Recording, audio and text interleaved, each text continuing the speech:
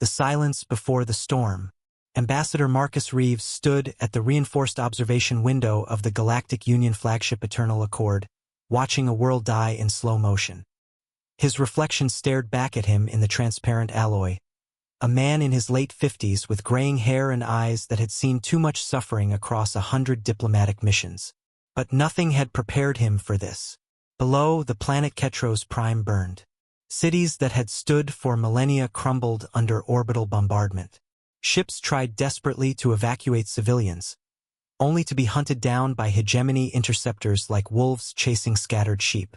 Marcus could see the flashes of weapons fire even from this distance, each burst of light representing hundreds of lives snuffed out in an instant. The Ketran were a peaceful species. They had discovered space travel only 70 years ago and had spent that entire time exploring, learning, and sharing their discoveries with anyone who would listen. Their philosophers were renowned across the galaxy. Their music brought tears to beings who had never cried before.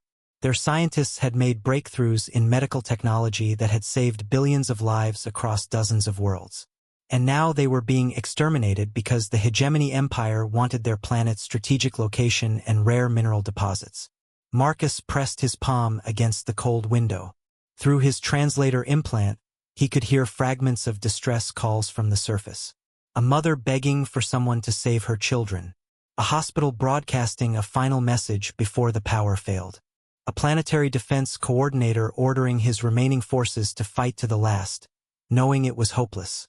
Behind him, the observation deck hummed with quiet conversations.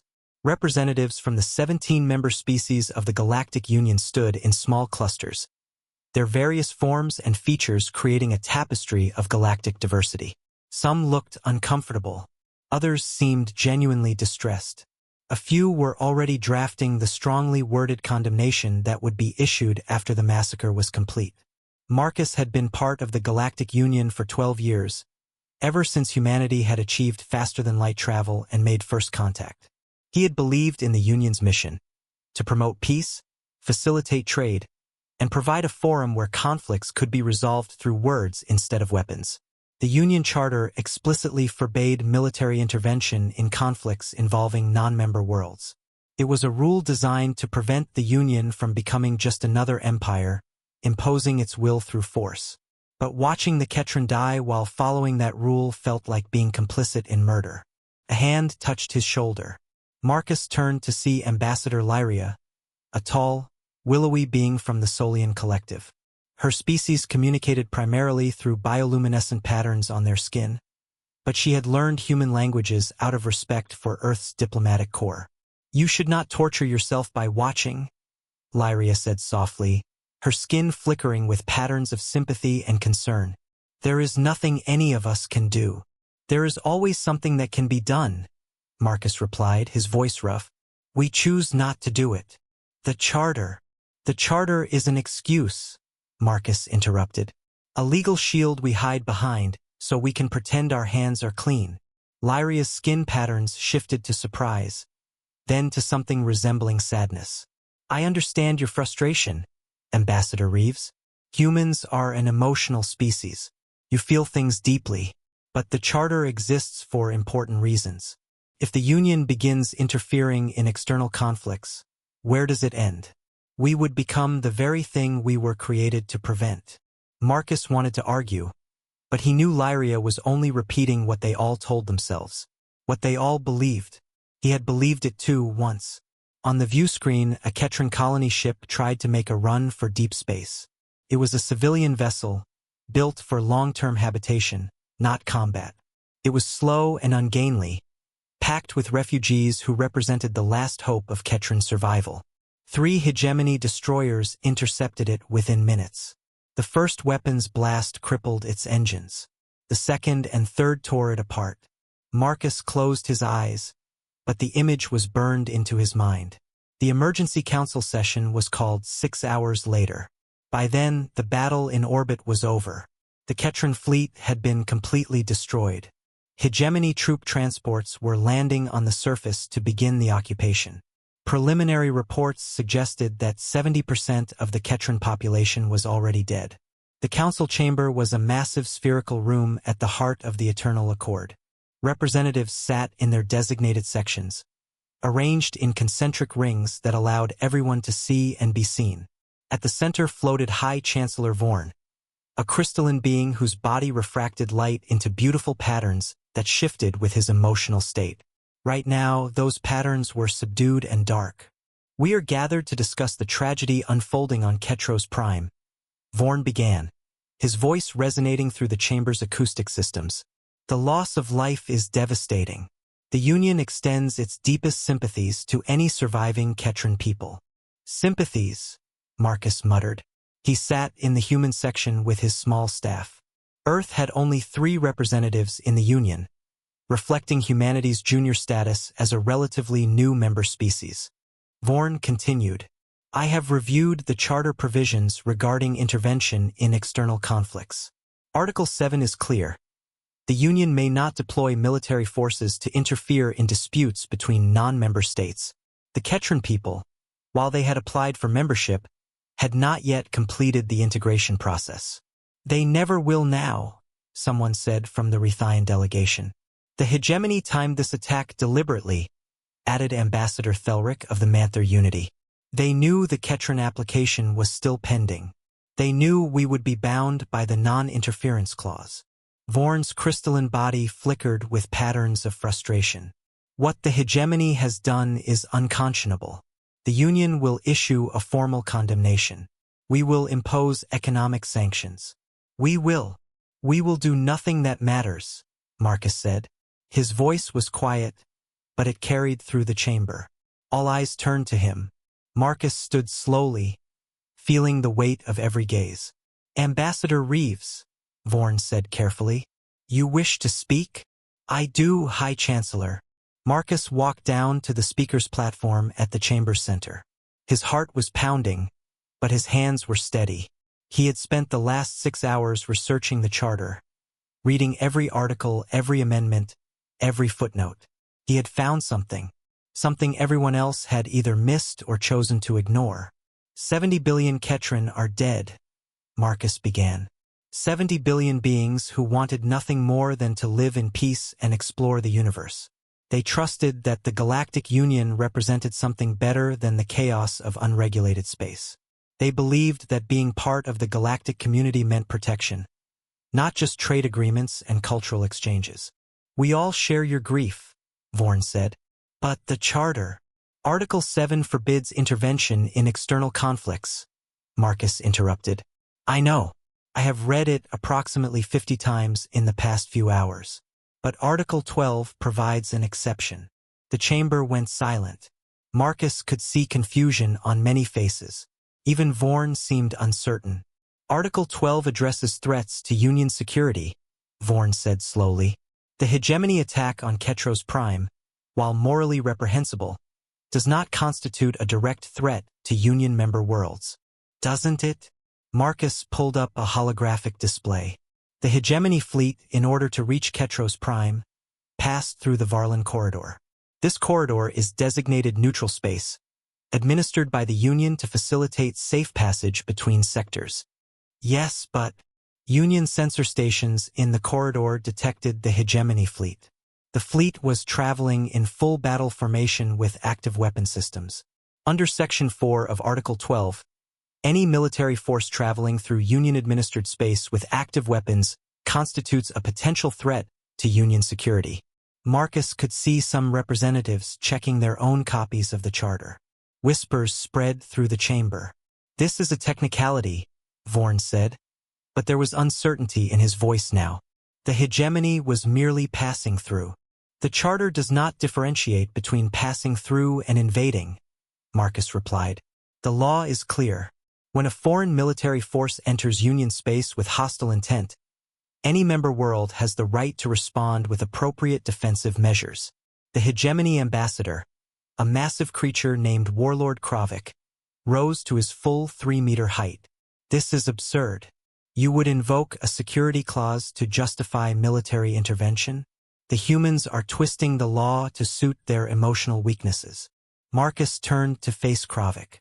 "You are absolutely right. I am twisting the law. I am finding any excuse, any loophole, Any technicality that will allow us to do what we should have done from the beginning. He turned back to address the full council. For 12 years, humanity has been part of this union. We have followed your rules. We have learned your customs. We have tried to be the diplomatic, peaceful species you wanted us to be. But we are still human. And humans have a saying, evil triumphs when good people do nothing. Ambassador Reeves, Vorn said, his crystalline form now glowing with patterns of alarm. What are you proposing? Marcus straightened his shoulders. This was the moment. Everything he had worked for, everything humanity had built in the galactic community, might end in the next few seconds. But some things were worth more than political capital.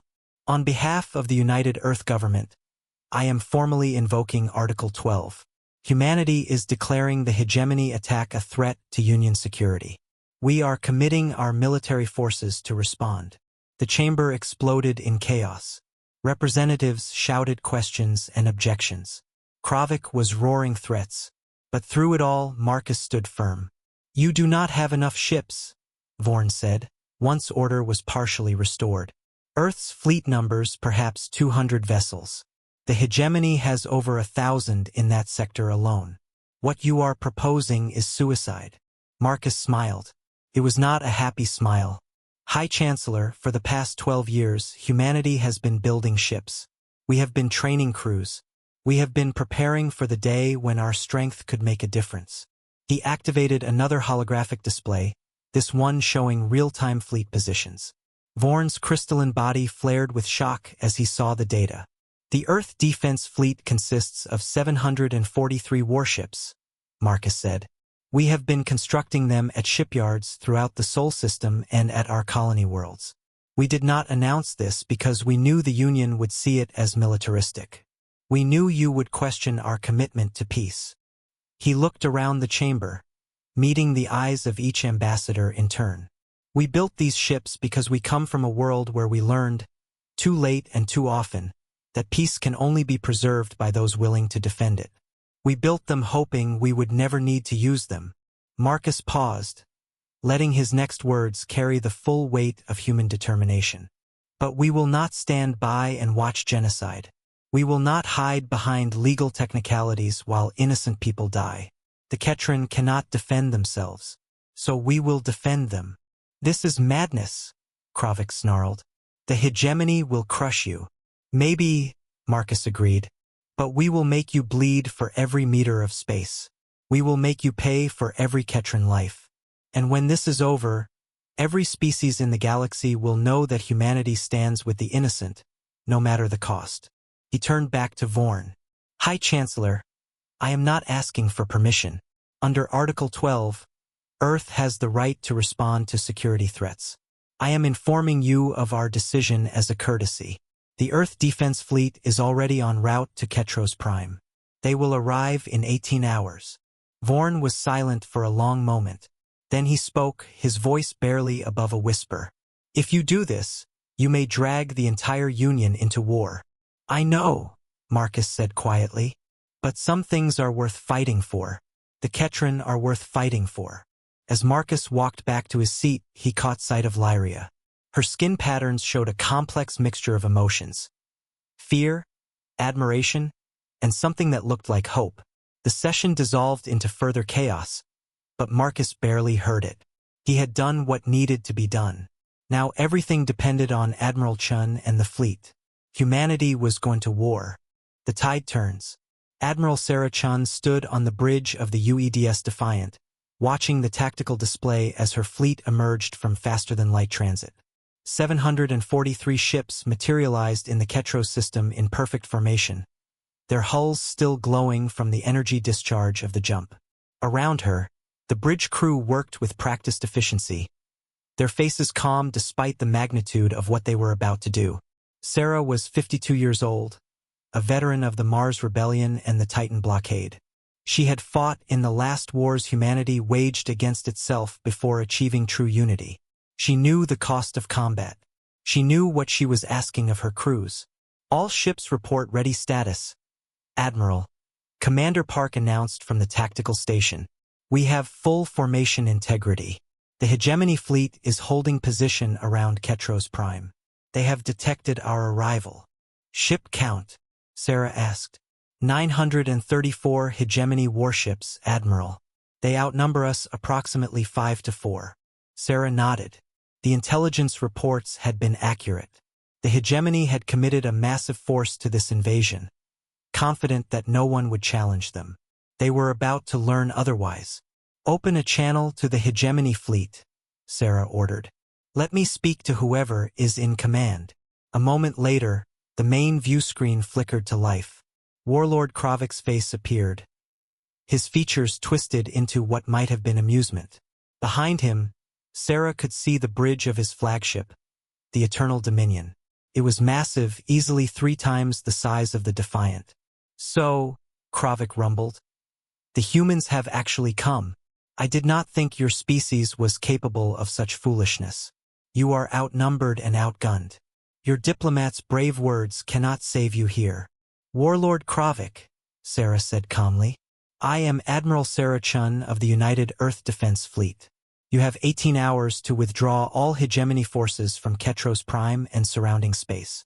Failure to comply will result in military action. Kravik laughed. It was a sound like grinding metal. You threaten me? You and your primitive fleet? We have conquered 100 worlds. We have destroyed species far more advanced than yours. What makes you think you can stand against the Hegemony?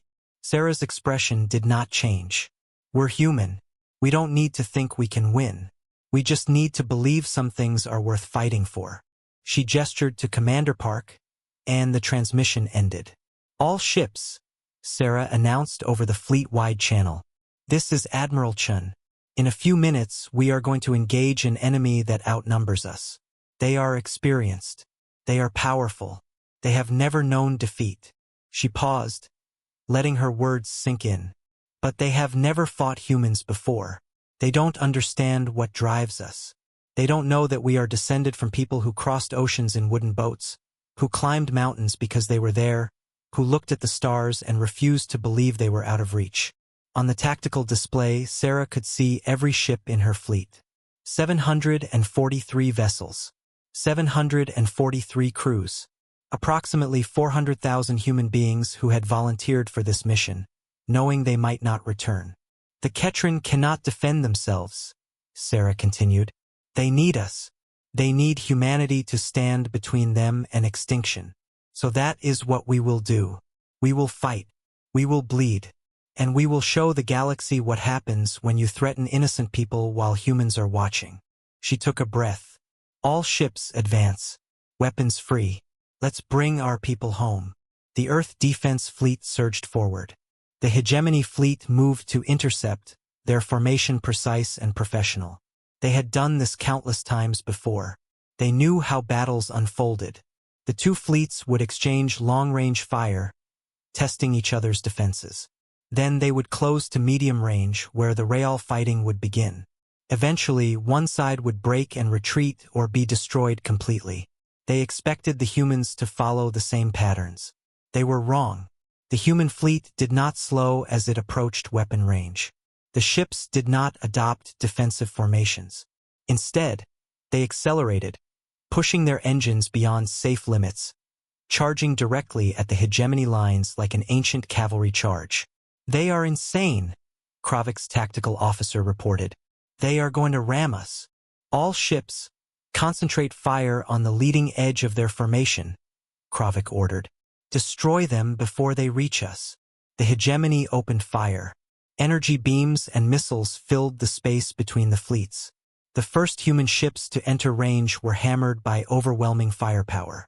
The destroyer UEDS Relentless took 3 direct hits to its forward shields. The shields collapsed. The 4th hit tore through the hull, and the ship broke apart in a ball of fire.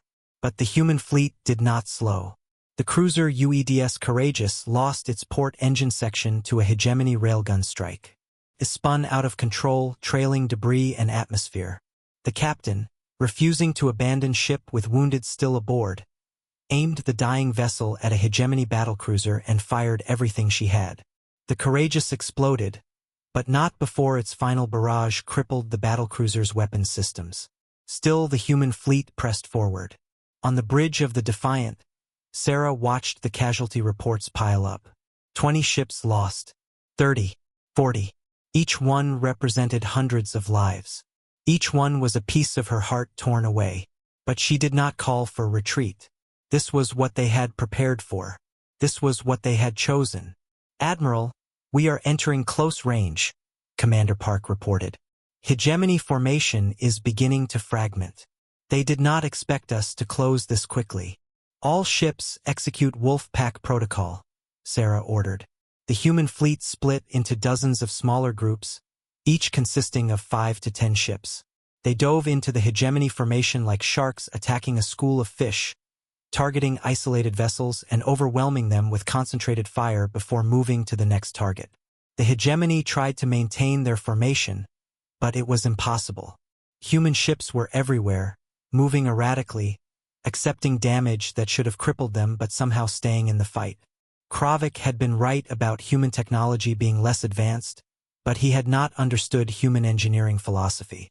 Every human ship was built with triple redundancy. When one power generator failed, 2 more took over. When weapons systems were damaged, secondary batteries activated.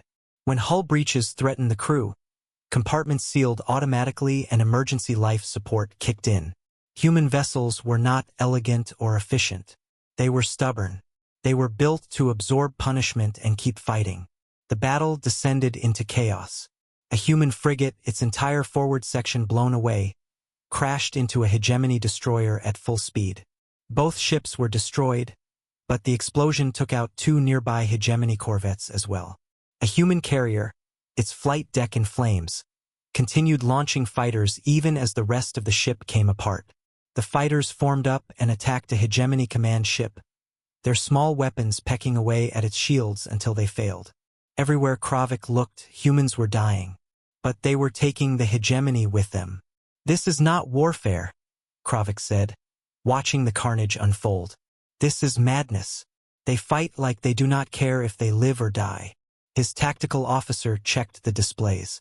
"We have destroyed 312 human ships, Warlord, but we have lost 407 of our own. This is impossible. We outnumber them. We should be winning." Kravik understood the problem now. The humans were not trying to win a conventional battle. They were trying to inflict maximum casualties. They were willing to trade 1 human ship for any hegemony vessel they could take down.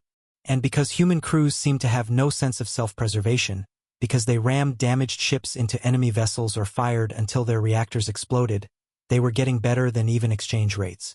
A communication signal arrived from the surface of Ketros Prime. Kravik accepted it and saw the face of Ground Commander Thex. "Warlord, the situation planetside has changed. The Ketran survivors have begun organized resistance. They are attacking our occupation forces. We are taking heavy casualties." "How?"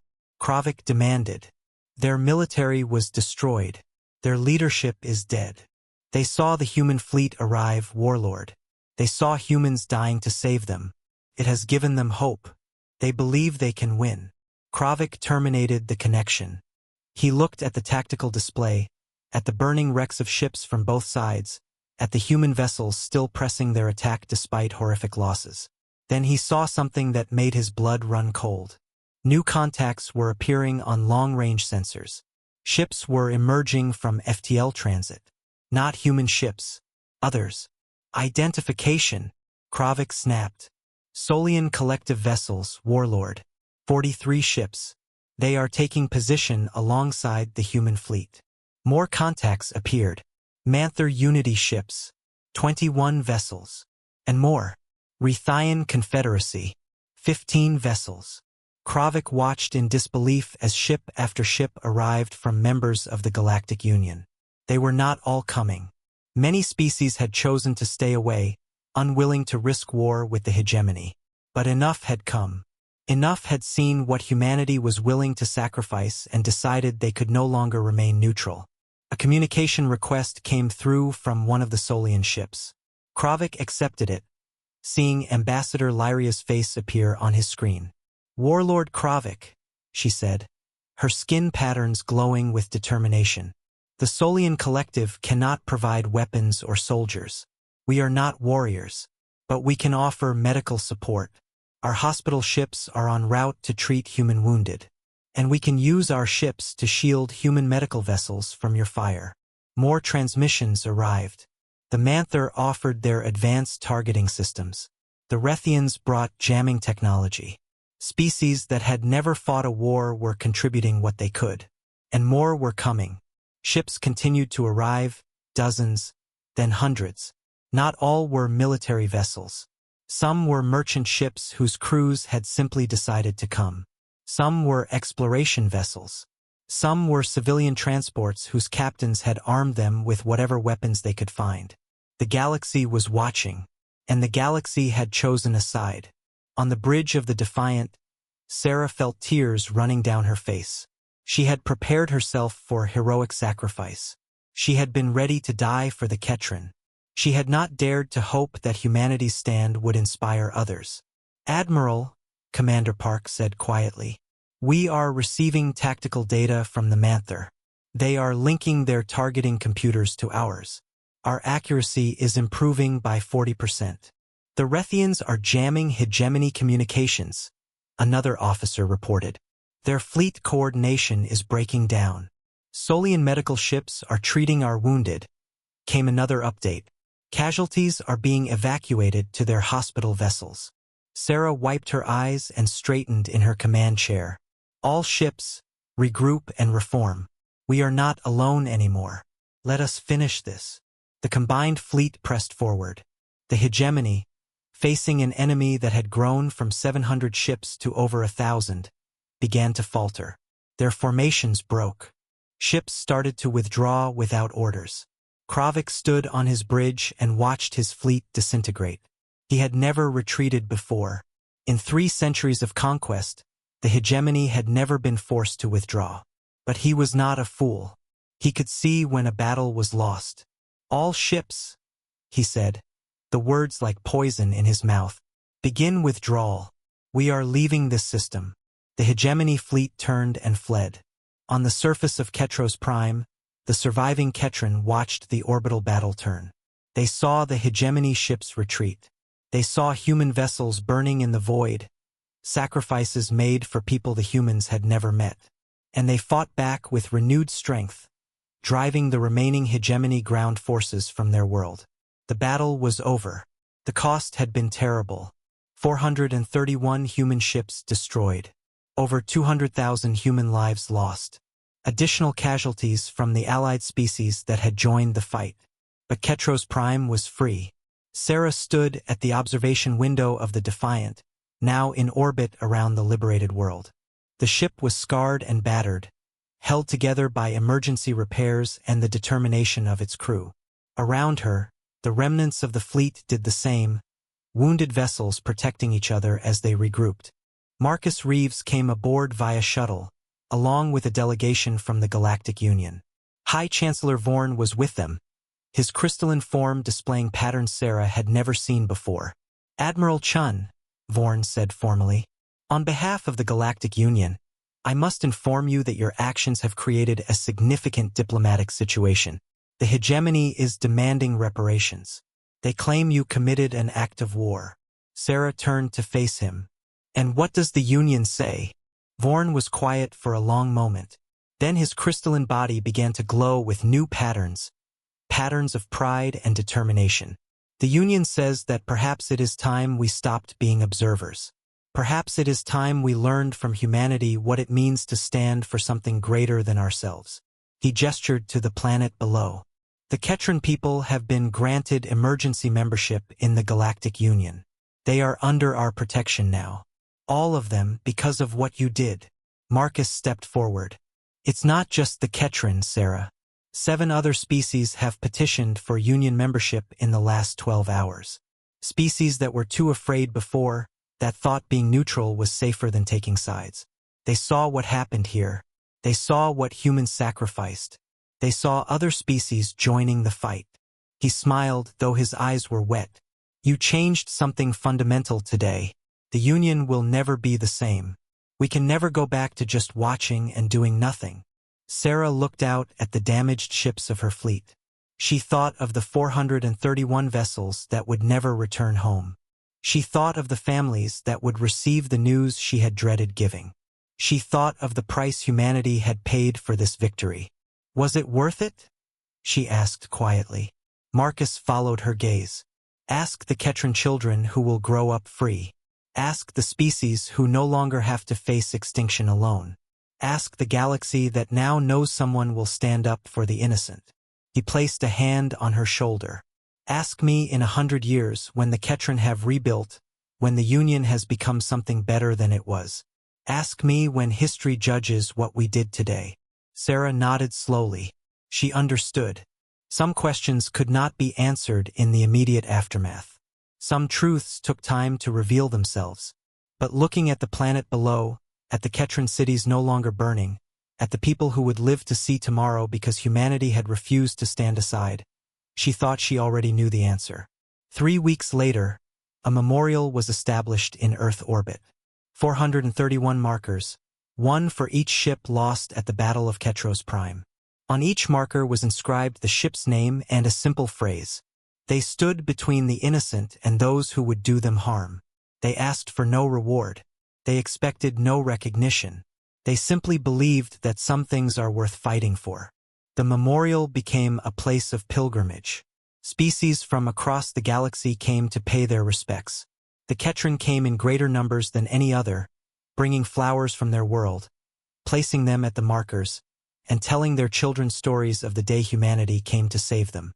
And in the Galactic Union Council chamber, Article 7 was amended. The non-interference clause remained, but a new section was added. It read, "When innocent people face extinction, when the strong prey upon the weak, when no hope remains, the Union shall remember the lesson humanity taught us. That neutrality in the face of evil is not peace. It is merely cowardice with prettier words." The galaxy had changed, and it would never forget the day a human diplomat stood up and said, "Enough." If the story moved you, smash that like button and share it with your friends. Subscribe so you never miss epic HFY stories like this one. Comment below what you think humanity does next in the galaxy. Thank you for watching, and remember, some things are worth fighting for. Rocket.